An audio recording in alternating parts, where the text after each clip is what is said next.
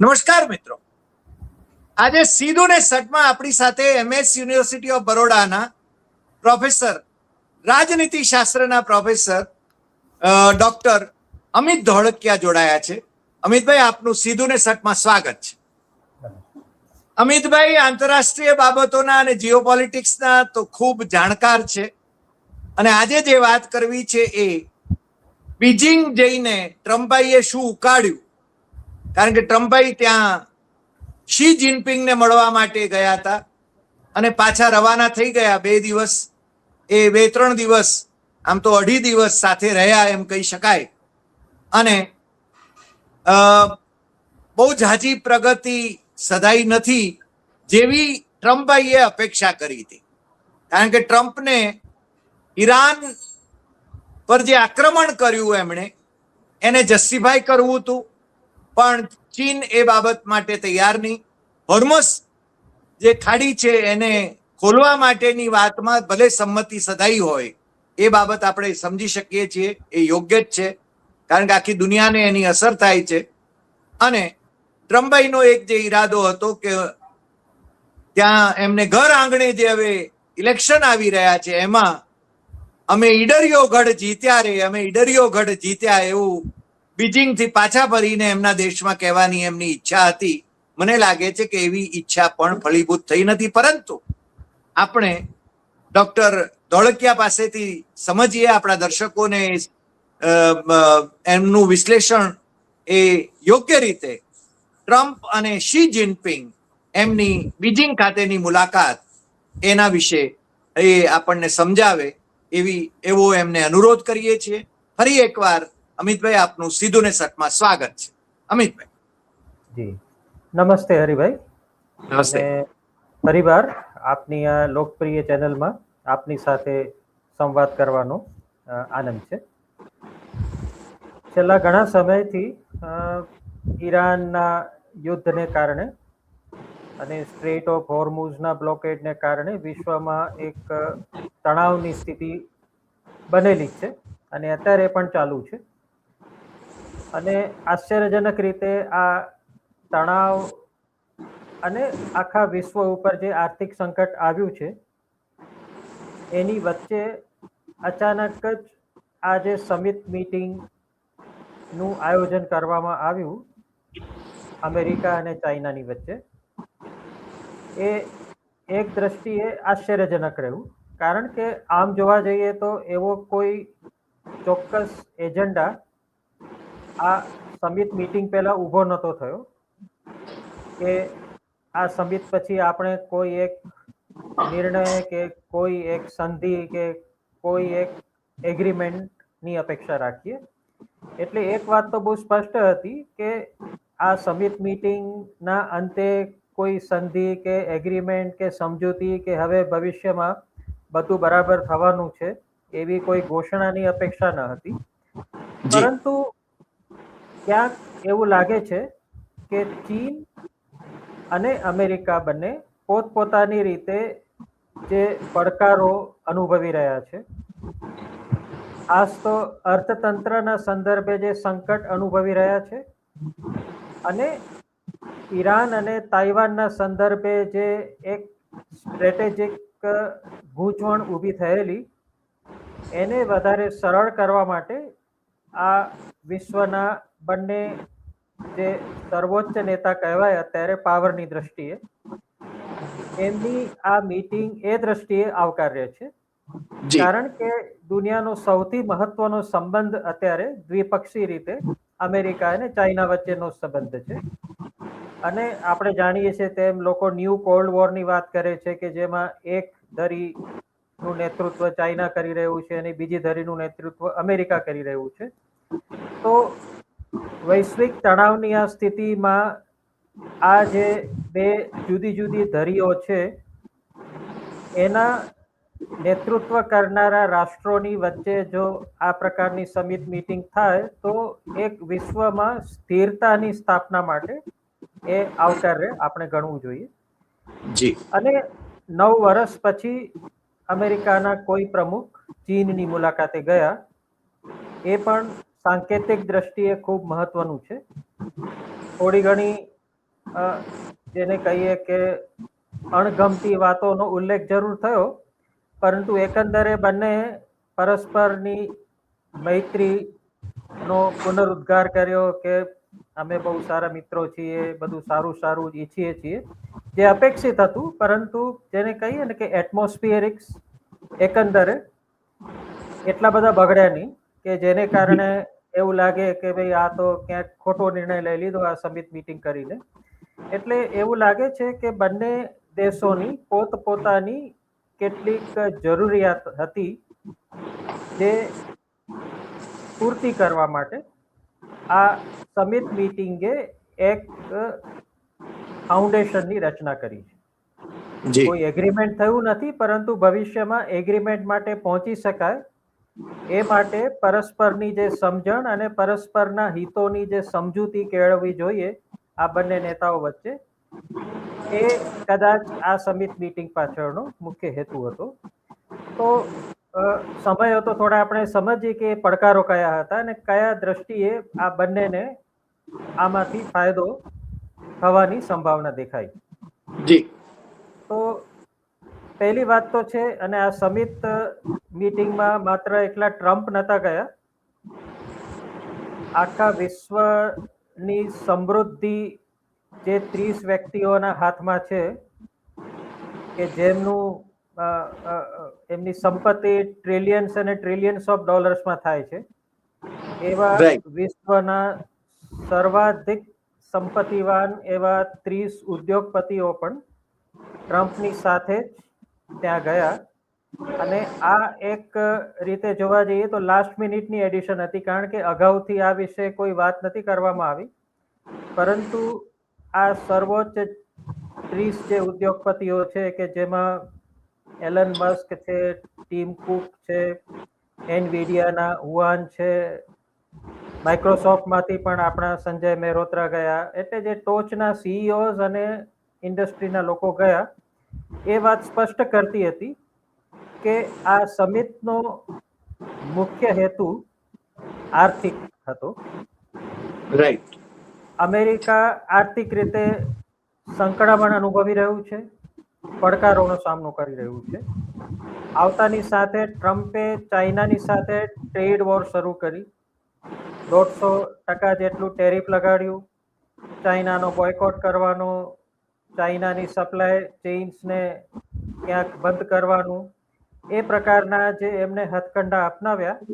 હવે એમને વ્યવહારુ જ્ઞાન થયું કે આ ઈચ્છનીય પણ નથી અને સંભવ પણ નથી, અને ચાઇના તૂટી ના ગયું. એમને થયું કે ચાઇનાના આ ટ્રેડ વોરને કારણે ચાઇનીઝ ઇકોનોમી ખતમ થઈ જશે, બેસી જશે, અને ચાઇના નાક રગડતું અમેરિકાની પાસે આવશે કે ભાઈ મહેરબાની કરીને અમારા પરના ટેરિફ ઓછા કરો, કારણ કે ચાઇનીઝ ઇકોનોમી અમેરિકન ઇકોનોમીની સાથે ઘણી બધી ઇન્ટિગ્રેટેડ છે. જી એટલે ટ્રમ્પને એવું લાગ્યું કે ચાઇના ઉપર પ્રેશર મૂકીશું તો ચાઇના નાક રગડતું આવશે, પરંતુ એવું થયું નહીં. સાથે સાથે અમેરિકાની જે ડોમેસ્ટિક ઇન્ડસ્ટ્રી છે એને પણ પ્રેશર અનુભવ્યું, કારણ કે ચાઇના તરફથી જે સસ્તી જે આયાત થતી હતી, જે સપ્લાય જી. ચેઇન્સ હતી, એ ટ્રમ્પના આ ટ્રેડ વોરને કારણે બંધ થઈ ગઈ, અને અમેરિકાના ઉદ્યોગપતિઓને પણ પોતાની પ્રોડક્ટ્સ કોમ્પિટિટિવ રેટ્સ પર બનાવવામાં સંકળામણ અનુભવાઈ. એટલે અમેરિકાને એવું ચોક્કસ જણાયું કે આપણે એક ઓનરેબલ વેમાં આ ટ્રેડ વોરને હવે સમાપ્ત કરવી જોઈએ, જેથી કરીને એવું ના લાગે કે એક કોઈ પણ સાઈડે નમતું જોખ્યું કે કંઈક પડતું મૂક્યું, પરંતુ એવું લાગે કે એક વ્યાપક હિતની દ્રષ્ટિએ વિશ્વના હિતમાં અમે હવે એક ટ્રેડ સમજૂતી તરફ આગળ વધીએ છીએ. પારસ્પરિક લાભ માટે, જી, પારસ્પરિક લાભ માટે, યસ. જી. એટલે એક લાગે છે કે હવે આગળ અધિકારીઓ વચ્ચે ઘનિષ્ઠ વાતચીત થઈ અને ટ્રેડ એગ્રીમેન્ટની એક ભૂમિકા આ સમિટમાંથી ઊભી થઈ છે. સાથે સાથે ચાઇનાને માટે પણ એ જરૂરી હતું, કારણ કે અમેરિકાનું ઇન્વેસ્ટમેન્ટ આવતું બંધ થઈ ગયું, અને ચાઇનીઝ ઇકોનોમી પણ કોઈ એટલી બહુ તંદુરસ્ત હાલતમાં નથી. અમેરિકાના ઇન્વેસ્ટમેન્ટની અને અમેરિકાના ટ્રેડની ચાઇનાને પણ એટલી જ જરૂરત છે. એટલે ચાઇનાને પણ એવું લાગ્યું કે લાંબા ગાળે જો આ ટ્રેડ વોર ચાલી અને આપણે અનનેસેસરી હરીફાઈમાં ઉતરીશું તો બંનેને નુકસાન છે. એટલે આ બંને નેતાઓ એટલું તો સમજ્યા કે આ ટ્રેડ વોરને કારણે નુકસાન બંનેને છે, એના કરતાં આપણે સમજીને કંઈક એવો વચ્ચેનો માર્ગ કાઢી કે જેથી કરીને ચાઇનાને જે ઇન્વેસ્ટમેન્ટની જરૂરત છે અમેરિકાના ઉદ્યોગપતિઓ તરફથી એ મળતું રહે, અને અમેરિકાને જે ચાઇનાની માર્કેટની એક્સેસની જરૂરત છે આયાત અને નિર્યાત બંને માટે, એ પણ ઉપલબ્ધ થાય. અને સાથે સાથે અમેરિકા અને ચાઇના બંને પોતપોતાના મૂળભૂત હિતોને છોડી નથી રહ્યા, એ જી. વસ્તુ પણ ધ્યાનમાં લેવાય. Right. એટલે ઉદ્યોગપતિઓની હાજરી અને વાટાઘાટોમાં એમની મહત્વની ભૂમિકા એ દર્શાવે છે કે આર્થિક જે ઉદ્દેશ્યો હતા આ સમિટના એ સર્વોપરી હતા. બીજી જે વાત છે તે ટેકનોલોજીની છે. હજી પણ ચાઇના ટેકનોલોજીકલી એટલું વિકસિત નથી કે અમેરિકાની કંપનીઓ સાથેના સહયોગ વગર એ સ્વતંત્ર રીતે ટેકનોલોજી પાવર તરીકે વિકસી શકે. સાથે સાથે અમેરિકાને જે જરૂરત છે તે ક્રિટિકલ મિનરલ્સની અને રેર અર્થ મિનરલ્સની, જે ચાઇનાની પાસે દુનિયાનો લગભગ 90% જેટલો જથ્થો છે. એની મોનોપોલી છે. યસ. એટલે આ સંદર્ભે પણ બંને વચ્ચે વાતચીત થઈ કે આપણે ભલે લોંગ ટર્મના હરીફ છીએ, લોંગ ટર્મમાં ભલે આપણા વચ્ચે કોઈ એવી મૈત્રી થાય સંભવ નથી, પરંતુ ટૂંકા ગાળામાં તો જરૂર આપણે આપણા હિતોને એ રીતે સાચવીએ કે આપણે બંને એક સાથે પ્રગતિ કરી શકીએ. Right. બીજી વાત જે કહેવામાં નથી આવી પરંતુ જે સંભવિત છે એ છે કે આપણે સૌ જાણીએ છીએ કે ઈરાનની સાથે ખુલ્લી રીતે નહીં તો પાછળથી ચાઇના એક મહત્વનું રાષ્ટ્ર છે કે જે ઈરાનને અત્યારે પ્રત્યક્ષ કે પરોક્ષ રીતે મદદ કરી રહ્યું છે. Right. અને અમેરિકા ઈચ્છે છે કે ઈરાનના આ યુદ્ધમાં હવે સમજૂતી થઈ જાય. અને હવે સમજાયું છે કે આ કંઈક બહુ મોટી ભૂલ થઈ ગઈ ઇઝરાયલની ચડાવણીમાં કે ખોટી એમની ડિપ્લોમસીને કારણે. અને હવે ટ્રમ્પ ઈચ્છે છે કે ફરીવાર યુદ્ધ ચાલુ નથી કરવું અને સ્ટ્રેટ ઓફ હોર્મુઝ ખુલ્લું થઈ જાય અને અમને કોઈક વચ્ચેનો રસ્તો મળે. ચાઇના એક જ અત્યારે રાષ્ટ્ર છે કે જેની પાસે ઈરાનમાં એ પ્રકારનો એની પાસે પાવર છે કે જે ઈરાનને કદાચ આ સમજૂતી કરવામાં પાછળથી એ પ્રોત્સાહન આપી શકે. અને દર્શાવી ઈરાનના શકીએ. વિદેશ મંત્રી જઈ રહ્યા છે પાછા ચાઇના, જી, એના જી, અનુસંધાનમાં જ કદાચ. જી. અને હા. ઈરાનના વિદેશ મંત્રી હમણાં ભારત પણ પાછા આવી ગયા બ્રિક્સની સમિટમાં, જે હા. ચાઇનાની મંજૂરી વગર કદાચ ના આવત, કારણ કે આપણે જાણીએ છીએ કે ભારત અને ઈરાન વચ્ચેના સંબંધો પણ ખૂબ મળશી ગયા. એટલે અમેરિકાનો એક હેતુ એ પણ હોય કે એટલીસ્ટ ચીન એમાં ના પાડે. અમે લોકો જો સમજૂતી કરીએ તો ચીન એમાં અવરોધરૂપ ના બને અને ઈરાનને એવું ના કે સમજૂતી ના કરો. At least Right. એવું એશ્યોરન્સ એણે ઈરાન પાસે ચાઇના પાસેથી લીધું હોય.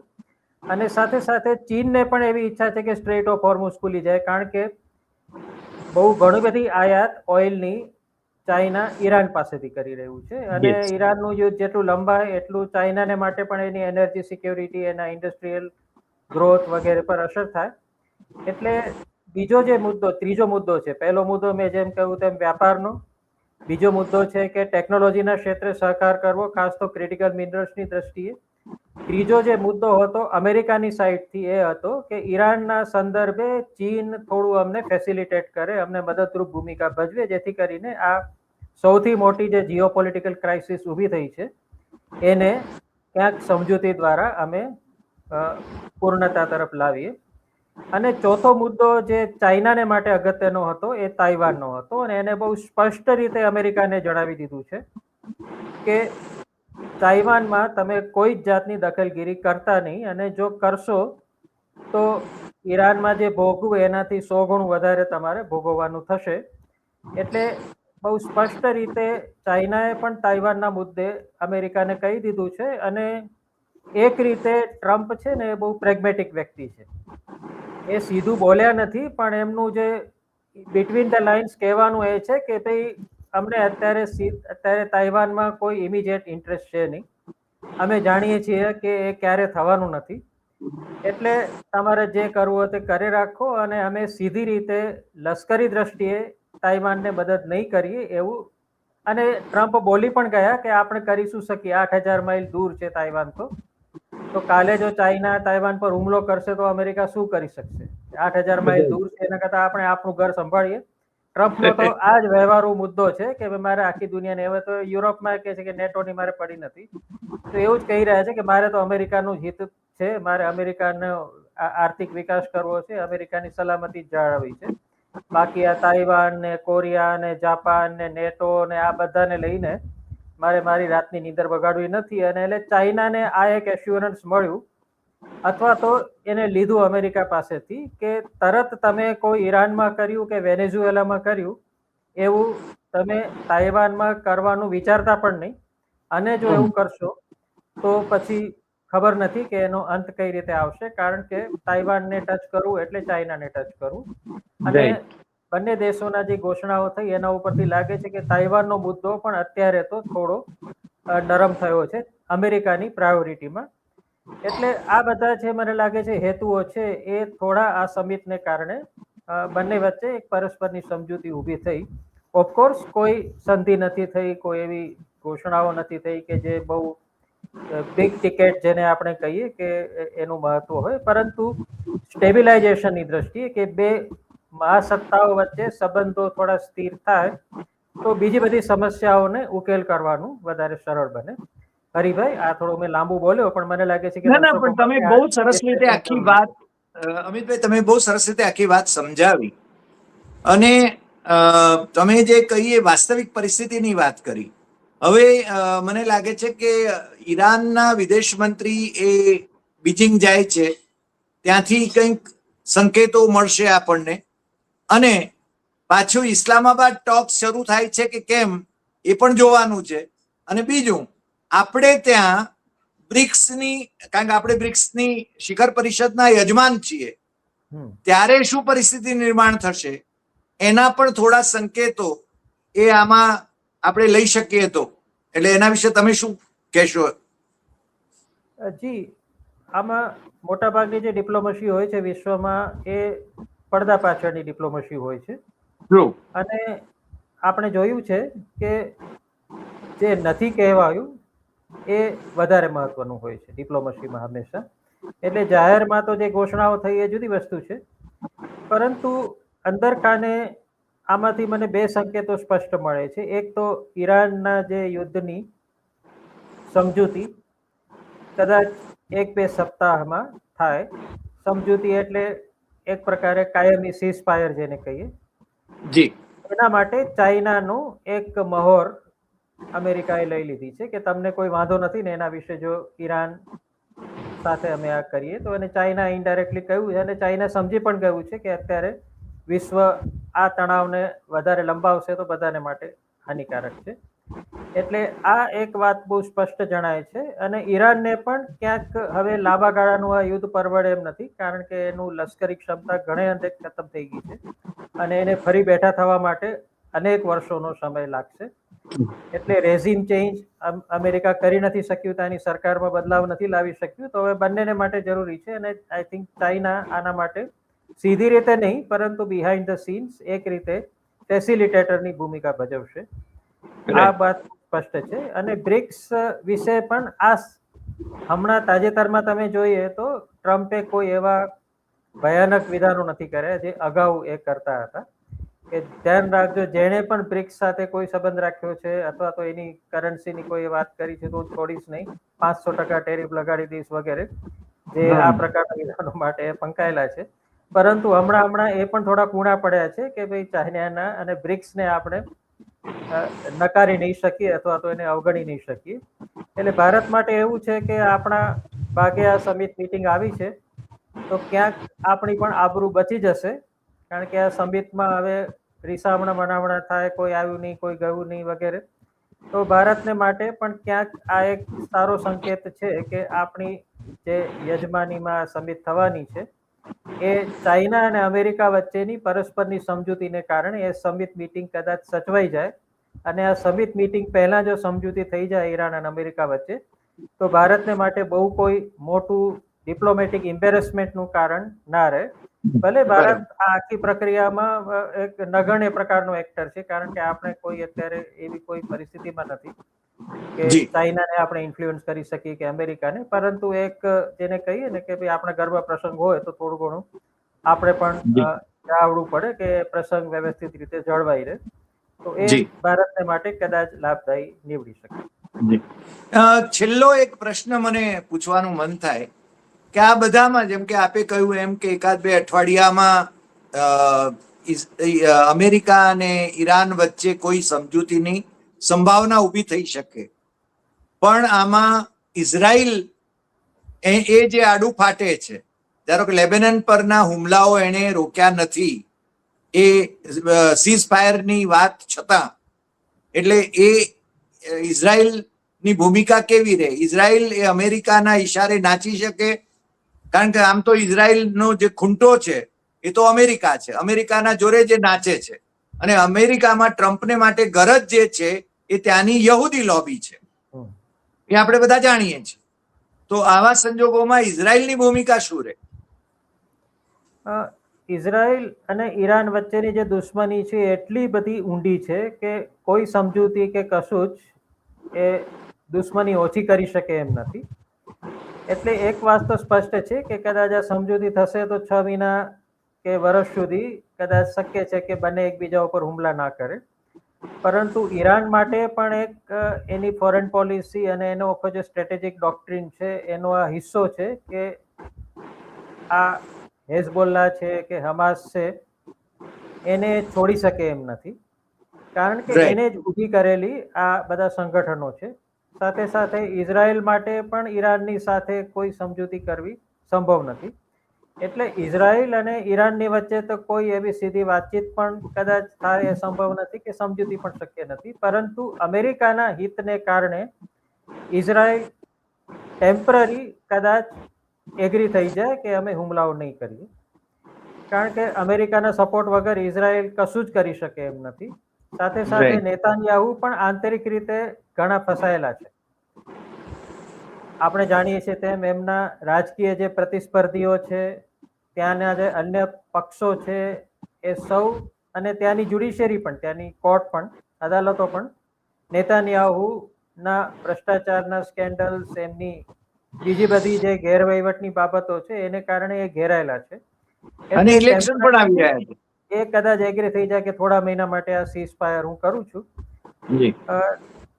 પરંતુ મેં કહ્યું તેમ મિડલ ઈસ્ટ એવી વસ્તુ છે કે હંમેશા અનિશ્ચિતતાઓથી ભરેલો આ પ્રદેશ છે, આખો વિસ્તાર છે. એટલે મિડલ ઈસ્ટમાં કાયમી શાંતિ એ એક અસંભવ ઘટના છે, પરંતુ ટેમ્પરરી થોડી સ્થિરતા આવે, અને ખાસ તો એનર્જી સપ્લાયનો જે રૂટ છે ગેસ અને ઓઇલનો, એ જો ચાલુ થઈ જાય તો બાકી દુનિયામાં થોડી શાંતિ અને નિરાંત આવે. રાઈટ. અમિતભાઈ, આજે આપ અમારી સાથે જોડાયા અને બહુ સરસ રીતે સહજપણે આપે જે રીતે એનું આખું બયાન કર્યું, વિશ્લેષણ કર્યું, સામાન્ય દર્શકને પણ સમજાય એ રીતે, એ બદલ આપનો ખૂબ ખૂબ આભાર. અને ફરી પાછા જોડાઈશું નવા વિષય સાથે. નમસ્કાર.